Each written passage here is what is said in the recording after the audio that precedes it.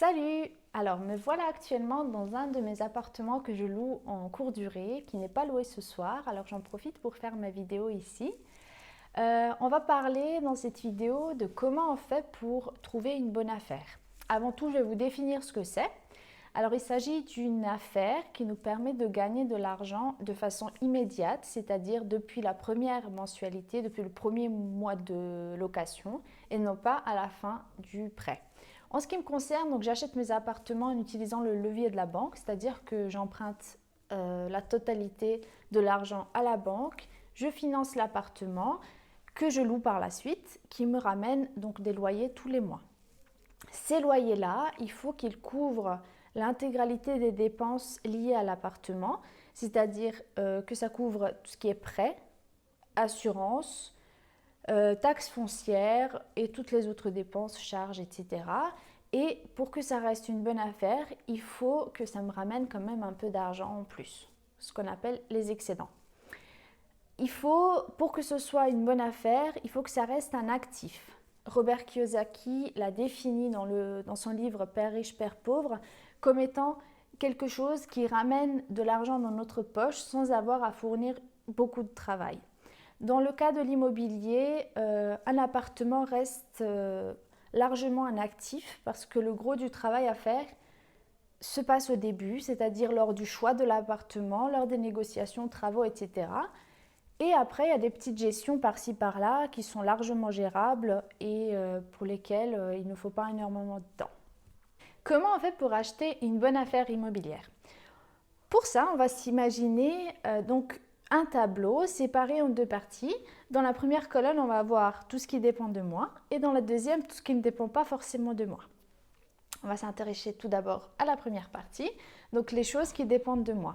Avant de se lancer, il faut choisir où on veut acheter, tout d'abord. Donc le choix de la position géographique. On va choisir la région, la ville, le quartier, et puis on va s'intéresser à ce quartier-là pour savoir comment il va évoluer dans les mois, années à venir, s'il va y avoir des grosses constructions, des commerces qui vont ouvrir à proximité, comment est le voisinage, s'il va y avoir des destructions à proximité, des usines qui ouvrent, qui ferment, etc. Tout ça, il faut le prendre en compte en pensant à une éventuelle revente dans quelques années.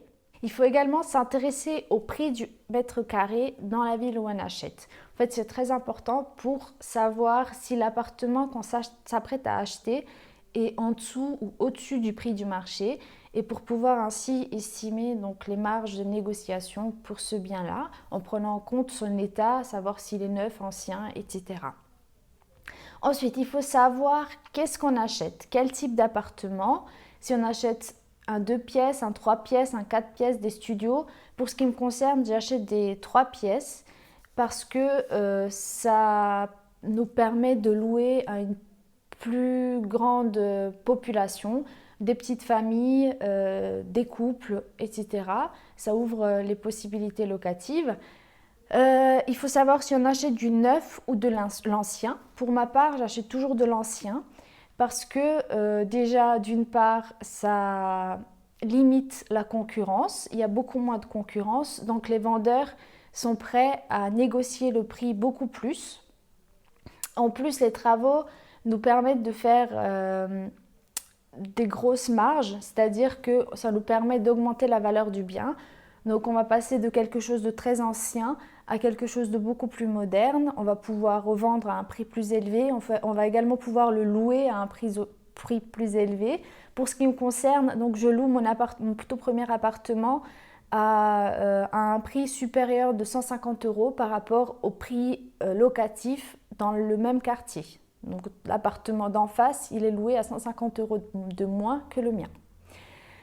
Donc c'est très important. Pour moi, j'achète toujours de l'ancien parce qu'en plus, les travaux nous permettent de faire de la division, de choisir si on rajoute une chambre, si on rajoute un mur ou pas, alors que si c'est déjà tout fait, déjà le prix est beaucoup plus élevé et souvent on ne va pas s'amuser à tout casser alors que l'appartement est tout prêt pour la location. Avant d'acheter, il faut également penser à ce qu'on veut faire de l'appartement, comment on veut l'exploiter, si on veut l'exploiter en colocation, en courte durée, en longue durée, etc. Tout ça, il faut que ça rentre dans nos calculs de rentabilité. Donc que ce soit les travaux, donc on va y rentrer les travaux, le prix du bien après négociation, les frais de notaire, etc.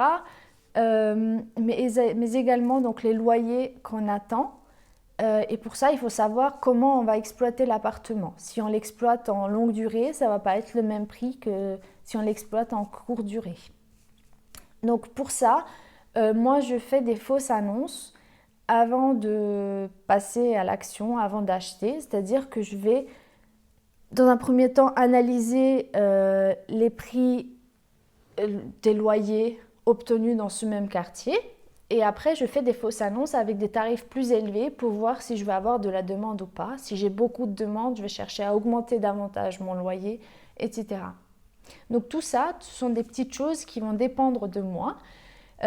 Donc dans une deuxième vidéo, je vais te parler un peu de ma toute première affaire qui me rapporte 14%, il me semble, de rentabilité brute. Donc c'est une affaire, c'était un appartement F3 ancien que j'ai retapé et donc que je loue très bien. Je te parlerai de toutes les petites choses auxquelles j'ai pensé avant de me lancer et avant de l'acheter. Ensuite, on va passer à la deuxième partie de mon tableau fictif, donc aux choses qui ne dépendent pas forcément de moi. Donc tout d'abord, on va voir tout ce qui est prêt immobilier, donc banque. Ça dépend quand même un peu de moi, de mes possibilités de négociation, etc., de mes connaissances. Mais il faut savoir que trouver un conseiller bancaire qui s'y connaît dans tout ce qui est investissement locatif, c'est très difficile. J'ai dû faire le tour d'une quinzaine, vingtaine de banques et vraiment, c'est très, très difficile. Pour la plupart, ils sont au point dans tout ce qui est financement des projets, mais des projets, des appartements qui sont à but de résidence principale. Et pour tout ce qui est locatif, ils sont vraiment un peu limités. Voilà, parfois j'ai eu l'impression de m'y connaître mieux qu'eux. Et franchement, c'est très, très difficile de trouver un vrai conseiller. Donc ça ne dépend pas de moi. Voilà, la deuxième chose, ça va être le vendeur. Il faut trouver le bon vendeur. Qu'est-ce qu'un bon vendeur? C'est un vendeur qui est pressé et qui est prêt donc à baisser son prix. Comment on trouve qu'un vendeur est pressé? On va essayer de l'interroger par des questions un peu indirectes en le questionnant sur la durée de vente, depuis quand il vend, sur la raison de la vente, s'il lui reste encore de l'argent à rembourser à la banque. Toutes ces petites choses vont nous montrer s'il est pressé ou pas. S'il est pressé, on peut se permettre de proposer des prix, de bien négocier. Alors pour ce qui me concerne, la petite technique, c'est que je ne dis pas forcément que c'est pour du locatif et lorsque je négocie avec un vendeur particulier.